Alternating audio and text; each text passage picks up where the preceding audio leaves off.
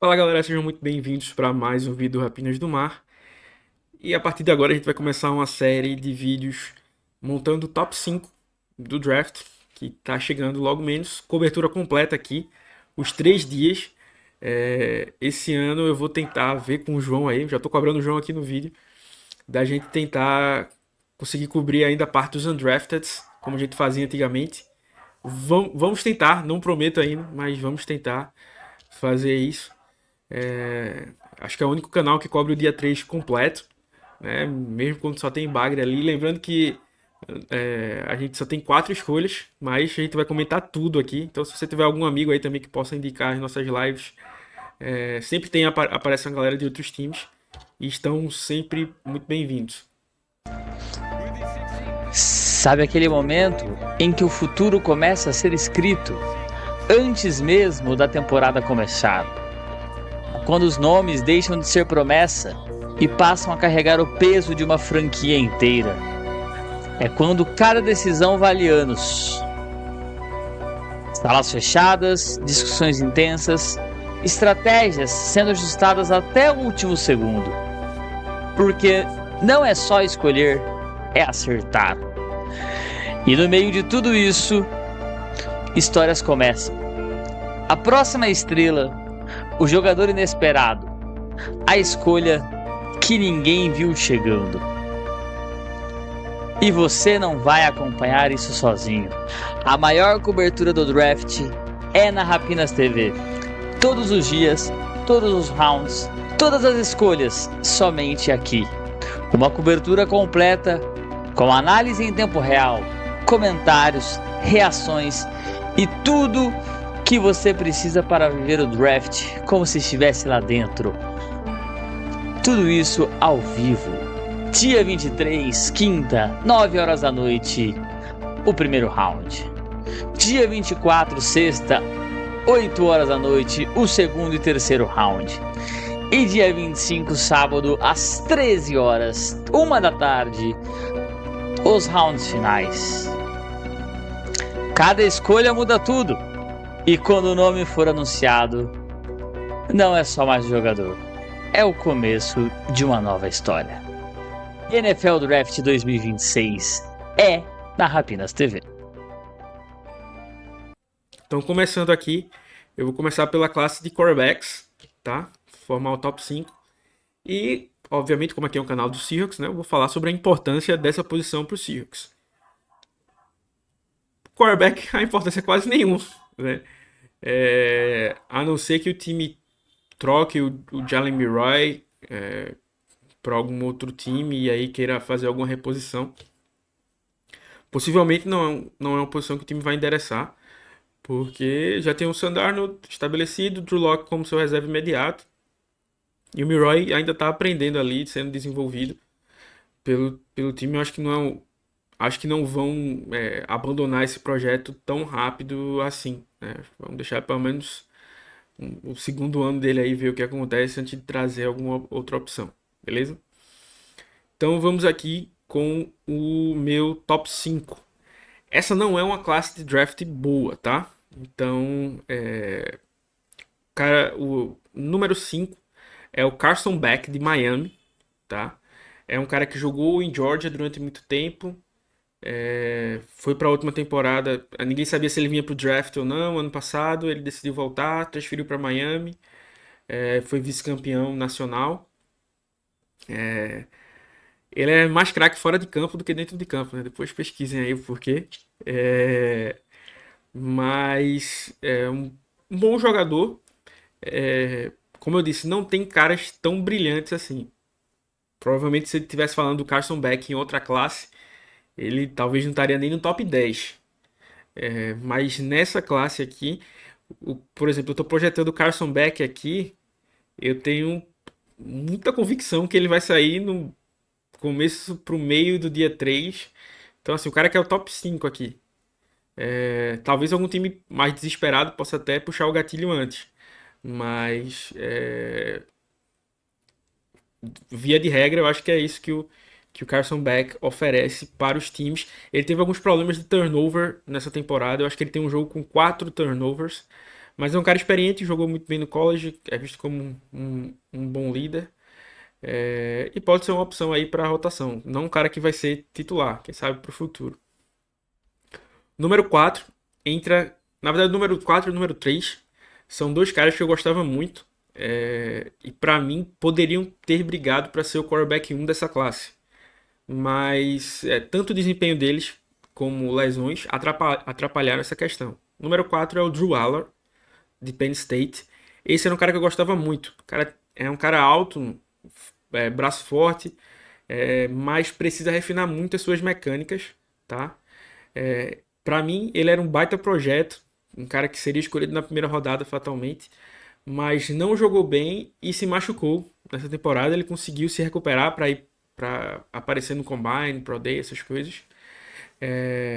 Não sabiam até se ele iam pedir mais um ano para voltar, como é que faria. Teria que pedir alguma exceção para NCAA, coisas do tipo. Mas ele veio pro draft, talvez apostando nisso, que, por exemplo, nessa classe mais fraca, ele ainda assim consegue se tornar um top 4. Como eu disse, é um cara que tem todas as ferramentas que se espera de um bom quarterback: mobilidade, braço forte, boas leituras, mas eu acho que onde é que ele mais peca são as suas mecânicas de lançamento, né? Posicionamento de pés. Então é um cara que também não chega para ser titular, mas pode ser um cara que fica aprendendo ali alguns anos, refinando essa questão, e aí pode ser uma boa opção para o futuro. O número 3 é o Garrett Nussmeier, de LSU. Outro cara que era muito cotado antes de começar o processo para ser o quarterback 1. Ele teve um bom ano em LSU ano passado, também decidiu voltar para mais um ano de draft. Teve algumas lesões, mas diferente do Drew Aller, não foi nenhuma lesão que acabou a temporada dele. Ele chegou a jogar machucado em vários momentos. E aí fica aquela, jogou mal esse jogo aqui porque ele estava machucado. Isso aí ele poderia ter feito, tal, e aí é um cara que foi durão ali ao jogar, ou será que ele se arriscou demais? Mas assim, pra mim, ele era o cara que tinha mais talento para ser o quarterback 1 dessa classe. Eu tava esperando essa evolução, que ele desse mais esse passo em 2025. Um cara também que tem boa mobilidade, operou um bom ataque lá em LSU nos 2 últimos anos, mas, como eu disse, teve essa lesão, também alguns problemas de turnovers, de acurácia. Então ele não conseguiu cumprir as expectativas que se tinham nele, né? De que não é nem que ele tenha decaído, né?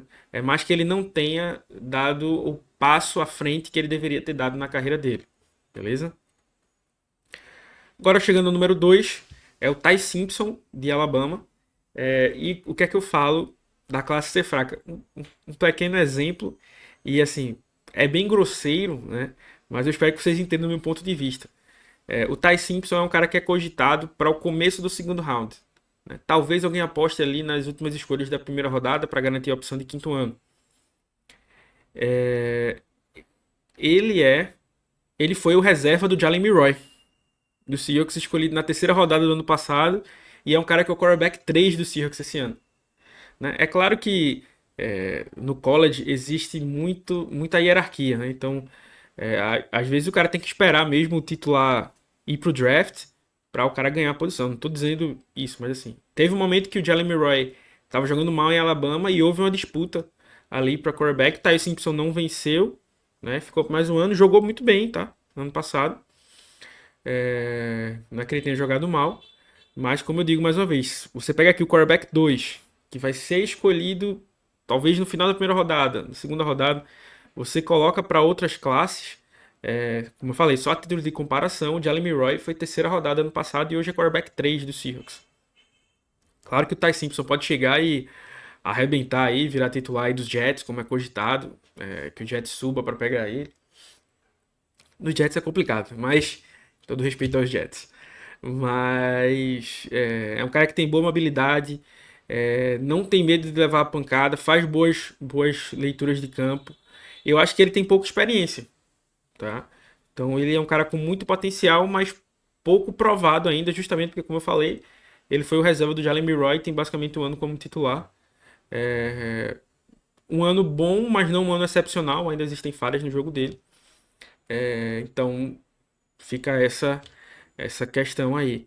E por fim, a pick 1 aqui, o mais fácil de todos, né? É o Fernando Mendonça, de Indiana. É, é um grande jogador, lembra, para mim lembra muito o Kirk Cousins, tá? Jogando. Foi campeão do nacional por Indiana.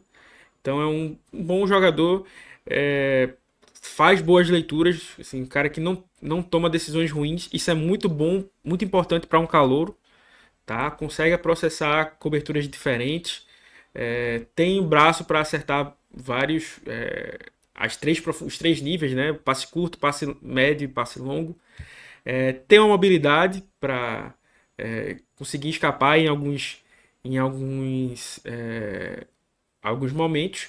Ele não tem um canhão no braço, né? Mas eu acho que ele tem um braço suficiente para jogar na NFL sem, é, sem muitos problemas, né? Eu acho só que ele precisa se movimentar melhor dentro do pocket para fugir da pressão em alguns momentos, né?